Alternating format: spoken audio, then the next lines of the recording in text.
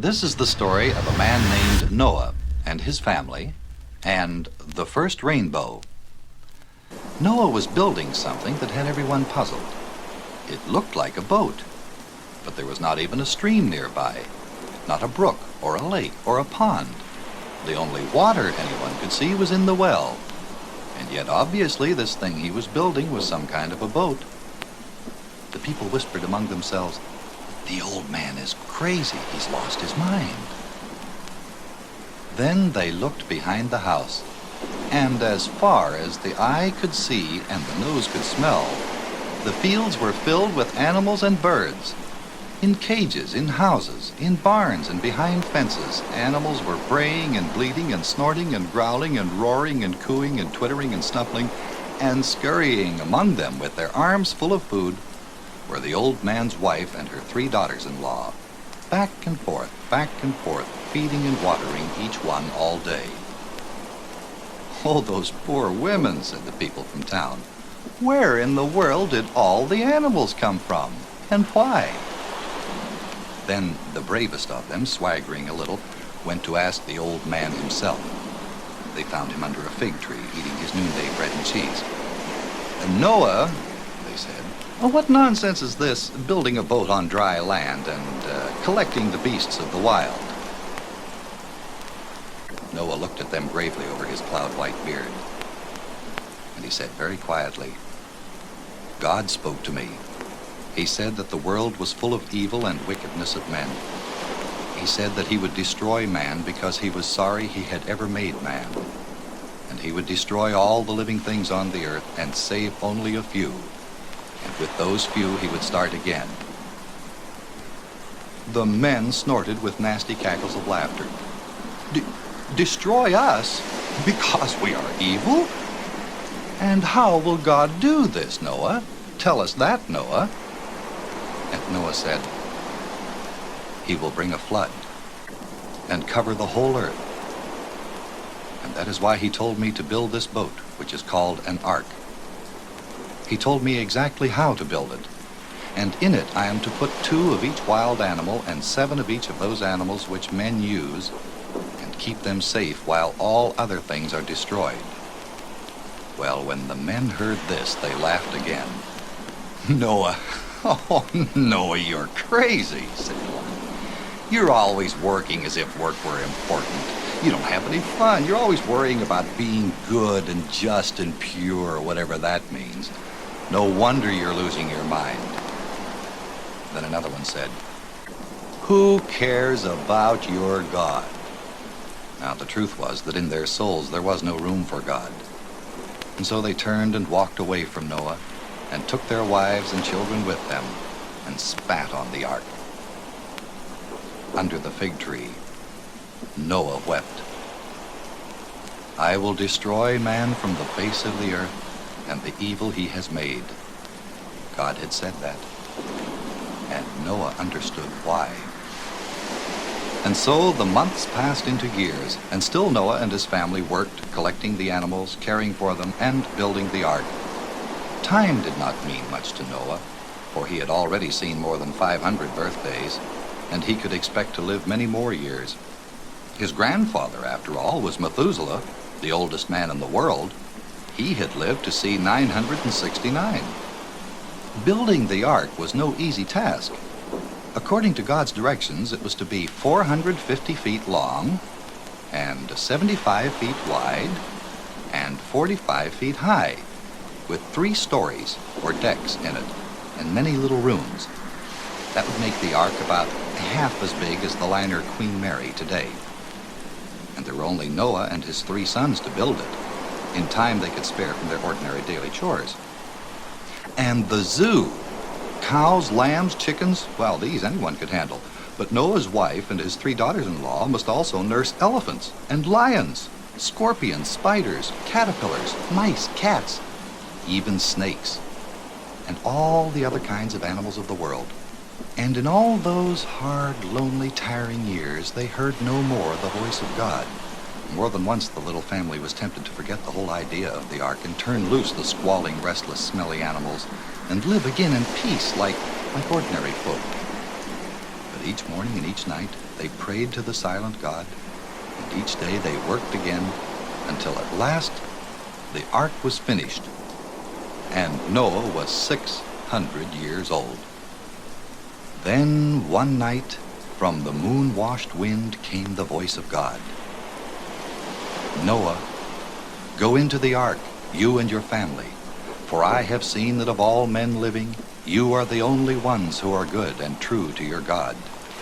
Take the animals with you, and after 7 days I will rain upon the earth for 40 days and 40 nights, and I will destroy everything else I have made from the face of the earth.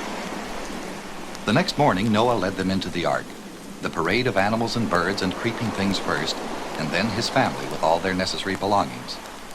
The sun shone brilliantly. Not a cloud could be seen, and the men and women of the town stood around the ark pointing their fingers and howling with laughter. "Where's your flood, Noah?" they called. "Tell me, old man, are you seasick here on dry land? Somebody give Noah a jug of well water to float his ship." Noah tried to make them understand. He begged them to turn from evil and not to offend God any longer with their lies and their filth and their stealing and their blasphemy of their tongues. But they wouldn't listen, and they wouldn't believe. Soon the sky clouded. By midday, thunder rolled. Noah closed the windows and the door of the ark. Still the men and women laughed outside. Then the rain came, gently, then harder. A silver-gray rain of death, a drizzle becoming a downpour, and then a torrent, steady, purposeful, relentless as the hand of God. Rain, and then suddenly, unseen in the blinding fall of the floodgates of heaven, the waters of the seas broke forth, coiling up from the land and loosing the fountains of the deep.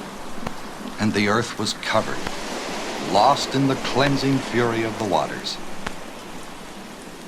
40 days and 40 nights the rain fell, water falling from above, water rising from below, washing over even the highest mountains of earth. And the black, wet sky met the wild blackness of the waves, and there was nothing but darkness and death on earth. But inside the ark there was warmth and life, and the love of God in the hearts of the chosen ones, of Noah and his family. "Outside of us, no one lives in the whole world," said Noah's wife sadly. "It's a lonesome thought and a fearsome one." Noah replied, "God has chosen us to build a new world, and I pray God helps us to stay close to him and to make a good world." On the 41st day, the rain no longer beat on the roof of the ark. Noah opened the window, and under the sullen, swollen sky stretched an ocean without a shore, endless and gray. Day after day the ark drifted with its animals and its 8 living souls, without land or star to steer by, and nowhere to go. 150 days, 5 months. That's how long the ark drifted. Then a wind rose and blew its strong breath upon the waters, and slowly they grew less. Inside the ark, the birds fluttered and beat their wings against their cages. The elephants trumpeted and the lions paced restlessly, while the spiders spun their webs and the frogs hopped back and forth. The piles of hay and grain and meat for the animals grew lower day by day. Then one day a cry burst from Noah's lips as he looked out of the window. "Land! Land! See, a mountaintop, there above the waves!" But only the barest tips of rock showed above the waters. And again the little family must wait, and calm the panting animals and stretch the little food supply. 40 more days passed. Then Noah chose a raven with strong black wings, and opening the window he sent the raven to scout for dry land. The raven never came back. A week later Noah chose a gentle white dove and sent her out over the waters. But at evening the dove returned, for she had not found one place to rest on the whole watery earth. 7 more days he waited before he sent the dove out again. Off she flew into the sky, far, far out of sight. Then suddenly, wondrously, she came back, and in her beak she carried a joyous sign, an olive branch, living and in leaf. "God be praised," cried Noah. And soon a grating rumble shook the ark, and the flat bottom came to rest on the earth, and the waters dried up, and the flood was over. And as Noah peered out of the window, he found the ark had come to rest on a high peak, the top of Mount Ararat, which is in the land we today call Turkey. And the voice of God came clear in the morning wind, telling Noah to go down out of the ark and go upon the earth and people it. And so the family stepped again down onto solid ground for the first time in more than a year. The earth was new, fresh, clean after its baptism of the flood. Brave new grass grew on the hillsides, the buds of the new spring covered the trees. The air was sweet and clean as dawn. And Noah opened the rooms of the ark, and in a flurry and a flutter and a whirring of wings, the birds burst forth, nightingales and eagles, sparrows and larks, singing a welcome to the blue sky, and hurrying and stampeding, frisking and bounding, the animals tumbled out, eager to adventure into this new world. Down the mountainsides they went. Noah's first act was to build an altar to God and give a sacrifice of thanksgiving. And God blessed Noah and his sons and spoke to them. Never again will I curse the earth because man is evil. The days of the earth, seed time and harvest, cold and heat, summer and winter, night and day shall not cease. Behold, I will make a covenant with you, a promise to you and to all men who shall live after you. Never again a flood will lay waste to the earth. God's voice grew gentler, closer to the green-cloaked earth than to the 8 men and women who were to people it. And he said, "This is the sign of the covenant, the sign of my promise which I give to you and to all living souls. I will set my rainbow in the clouds, and it shall be a sign. And when I shall cover the sky with clouds, my bow shall appear in the clouds, and I shall remember. And there shall no more be waters of a flood to destroy all flesh." And suddenly God flung his rainbow across the sky, arched high from heaven to earth, sparkling in wondrous color, the promise of God's love for man. Noah looked up to see the bridge of light, and tears of joy filled his eyes. "A promise forever," he whispered as his long white beard flew in the bright new breeze. Well, thousands of years have passed since that day. Noah and his sons' sons traveled across the face of the earth and peopled it with God's blessing.